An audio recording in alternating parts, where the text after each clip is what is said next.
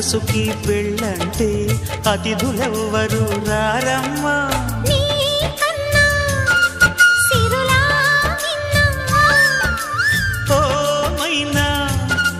మన మనవును మెచ్చిన మనసులు పెట్టిన సుముహూర్తం ఇది.